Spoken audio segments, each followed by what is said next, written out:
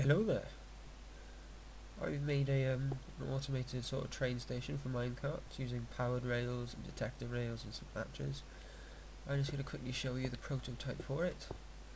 I haven't built it properly and hidden everything because I just basically couldn't be bothered. So I'm just going to give you a quick run through. And if this video gets lots of comments and likes and stuff like that, I'll go ahead and literally build it again piece by piece as a tutorial. So yeah, we'll start off here. We can select a destination. Let's go for final destination. All the latches will update where I want to go. Jump in, and bam, off I go, and I come out at this destination. And it goes nowhere at the moment because again I can't be bothered to actually do it properly yet. So if I go back over here again, try a different destination, we'll try it on the other side this time. Destination 0, you think? Oh no. Hit the button again, off we go. There we go, we come off a different one, yay. Right, so we'll just give you a quick rundown of how it works. Basically, it deals up to 4 junctions, so it splits off at the first one, then it splits off again later on.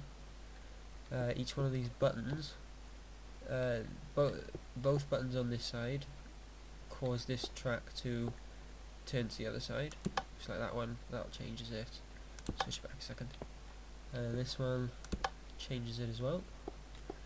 And then up here, the signals, they split up to activate the track here differently. So that, push this button, it's pointing to the left at the moment, yeah? Should we? Okay, it's still to the left. Let's try the other one. Missed it. There we go, now it's to the right, so that switches between those two. And then it's the exact same thing on the other side. I used an inverter here to be able to power it with 2 different signals, but the signals not power each other, so it's just sort of an isolating thing. Put that under here, goes somewhere over there. No, it doesn't, it comes out by here. To change this latch, it's basically all based on latches, so it'll hit this, it'll latch it in the one direction, which will switch this, and then it's the same on the other side there. And then 2 different signals, they're split there, they come out over here to change the second latch, which is also useful. So yeah, every single time you want a new destination, just hit a new button and the track will set itself to a different, come on work, there we go, it'll just set itself to a different place to go. That one, and you can see it off in the distance there. So yeah, you might be thinking, oh, it's not going to work because it only goes in the one direction. If people want to come back, the track might not be set right. So, just a demo. That won't happen. Oh, come on. There we go. I'm just going to do this, connect these tracks, so that if I set the track to go all the way off to the right, so that's destination 0, I'll go along the right, and I'll come all the way back here, and the track's going to update itself as I go along to accommodate me. So off I go. Off that way. Oh no, I used the wrong one.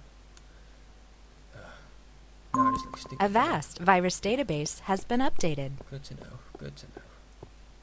That's helpful. Ooh, put it in the wrong place. There we go. It's a destination paradise, that's where you want to go. Yeah. So, press the button and go. This time I should be going the right way. There we go. Go all the way along. And you'll notice it's updated itself as I go. Just how it does that now. Some of you may have noticed there's detector rails along here. These detector rails will update the latch as I go.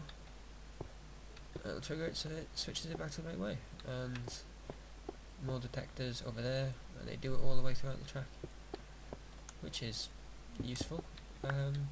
You may have noticed I've been using inverters and extenders instead of repeaters. That's mainly because I just can't be bothered to make the repeaters. Feel free to use repeaters yourself, it'll probably shorten the lag time, but it's not really necessary. I know that this works on an SMP server because this is an SMP server, and it works. It doesn't go anywhere at the moment. As I said before, I can't be bothered to sort that out. There's only the 4 powered rails here, because that gets you up to the maximum speed of 8 meters per second. And that's a wrap, I guess. That's only because it's protected this area, except for me. That's everything. I can give you more detailed rundown if you want, or I can dismantle it, or in fact I'll rebuild it over there someplace more central to the other cities. And then yeah, if you want me to rebuild it as a proper tutorial and I'll film everything I do, I can do. Just comment, rate and subscribe, or spam with messages, and I'll probably re-upload tutorials how to do it if it's all that interesting. So far as I know, it's the most up-to-date one that deals with lots of outgoing and incoming. I guess it can be modified for more, really.